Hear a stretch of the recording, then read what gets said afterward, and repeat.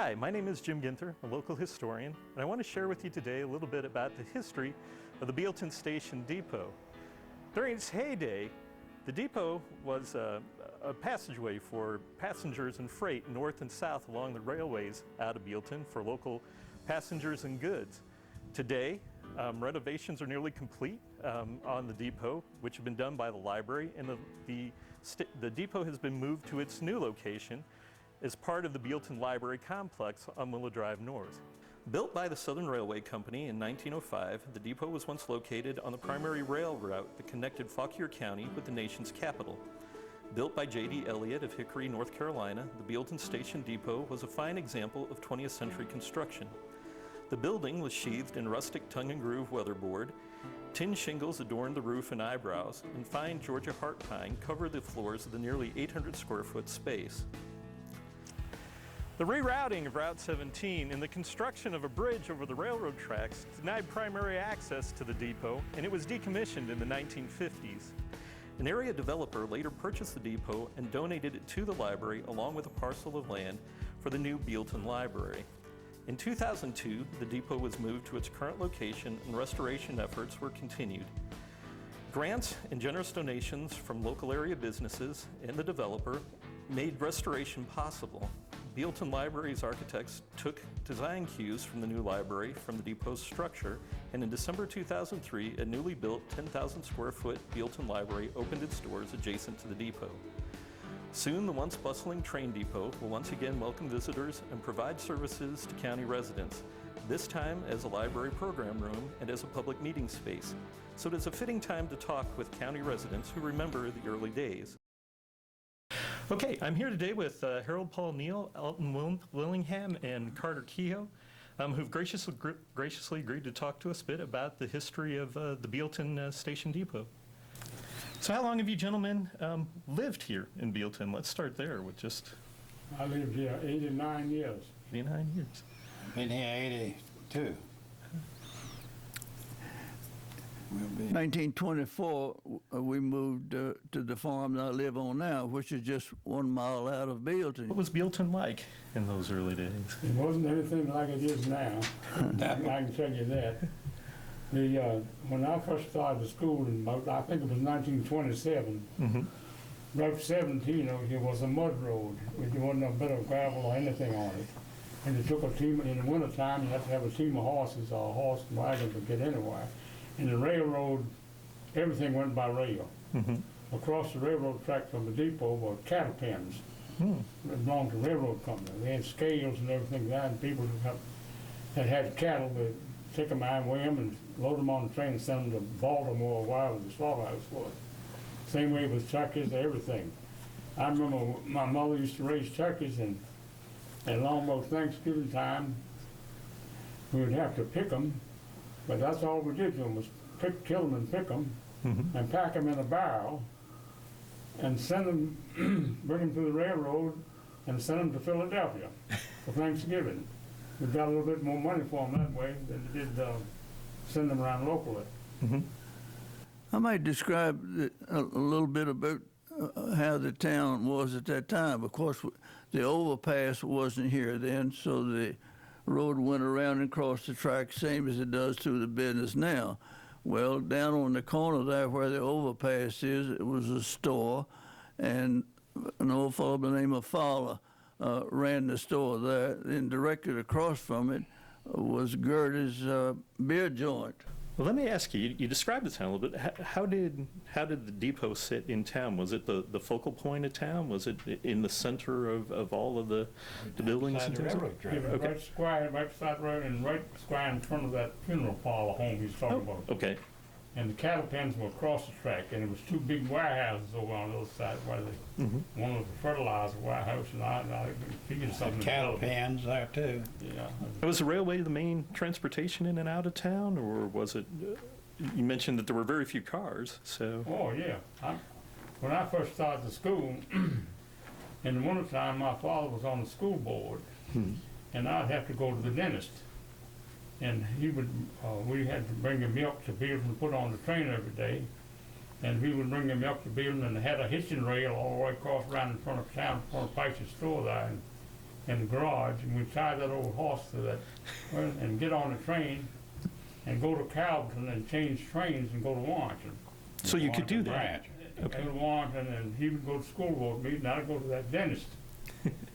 And after the dentist, I'd go back over to the school board office, and the secretary would look after me until, in the afternoon, we'd get back on the, then we went to Warrington on 16, to Calverton on the number 16.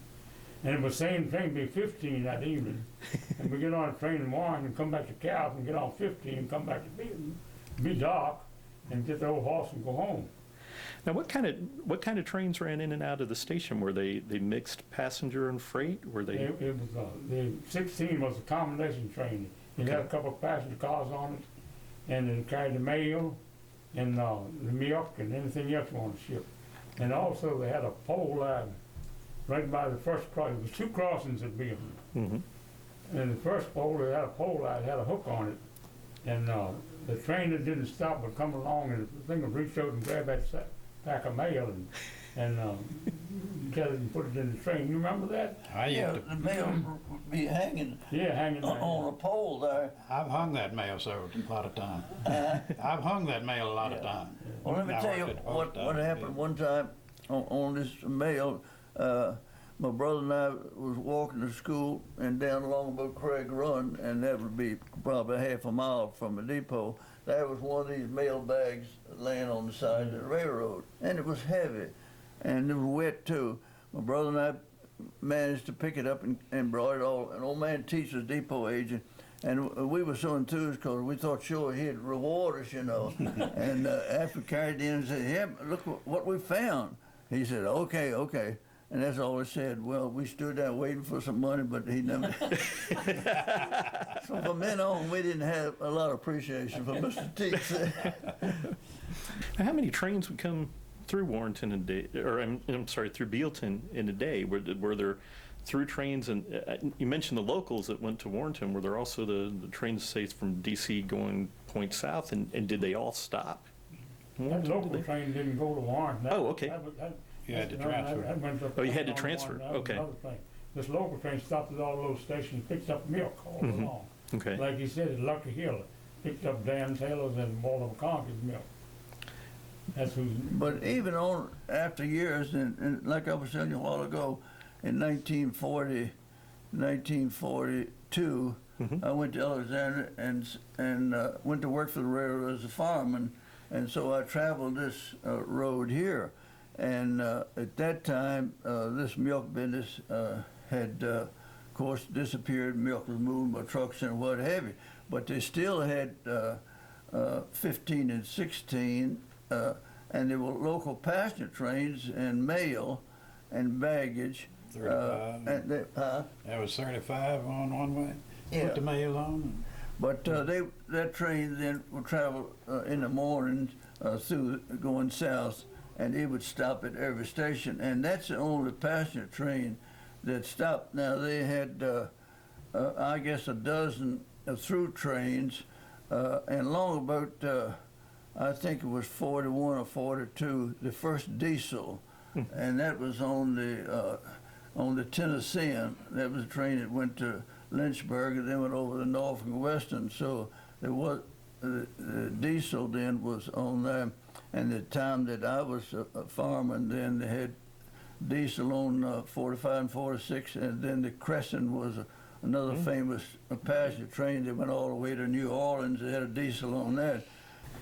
Did you guys, was the depot sort of a center of town activity? It sounds like if Mr. Teets was a little bit of a gruff individual, maybe people didn't want to hang around the depot much. I don't know. No, we didn't hang around there. We went there to catch a train, and Mm-hmm. We used to go in there every morning and get warm. That's how we delivered our milk. We had a little old thing that it was made like a wagon, and it was the same height of the train on top of that. And the ground was covered with cinders. That was the road. Even the railroad bed was made of cinders. Mhm. Didn't have crushed rock. Okay. And then we pulled it by hand. And Mr. Teach would come out and unload our milk. We had one of my sisters and I was on. I was a little boy, and rolled it up on that cart. And then when the train came, he'd pull it up out of the cart and they'd pull that milk on the train. and set off the empty cans for the next book on the next day. That's what they.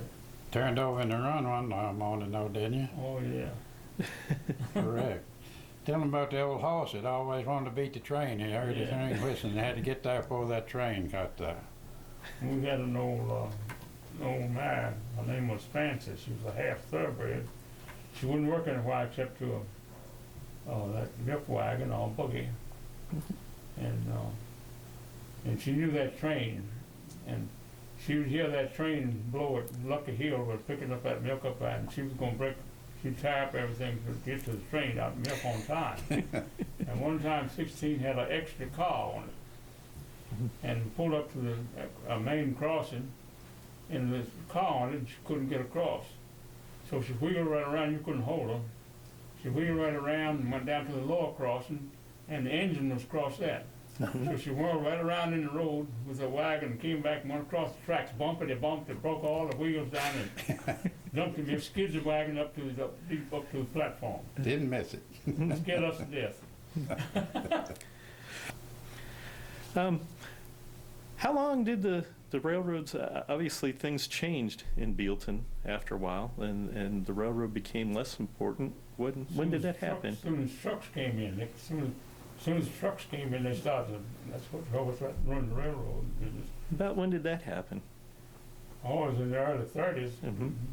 We stopped shipping milk by train along about 29, I think, 28, 29, something like that. I think I was in the 3rd grade, and when we stopped shipping milk by train. Well, let me ask you, kind of put this into perspective, especially maybe for folks who will be seeing this who didn't grow up with the railroads being quite so important a part of the communities that they grew up in, or the life that they live now. So much of it is moved by cars and trucks, and the railroad isn't there. Is there anything that you would want to tell them about the importance of the rail and help them understand kind of the role the rail played in the history of the town, or in the history of in the lives of people of that time? Well, it wouldn't be a town if it hadn't been for the railroad. It wouldn't be anything here at all. That was the town, the railroad. Everything shipped by railroad, the mail, all your food, anything came by the railroad track. Anything you had to sell went by rail. Wasn't in trucks or anything, and wasn't in the roads you could drive anything over. Wasn't but one, I can remember on a paved road in the county was 29. That was a narrow thing.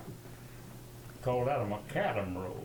Well, I appreciate you gentlemen taking the time to be with us and to share a little bit of your story and what life was like in Bealeton and the meaning of the railroads. And appreciate you just sharing that with us and the folks who will see this in the future. Okay.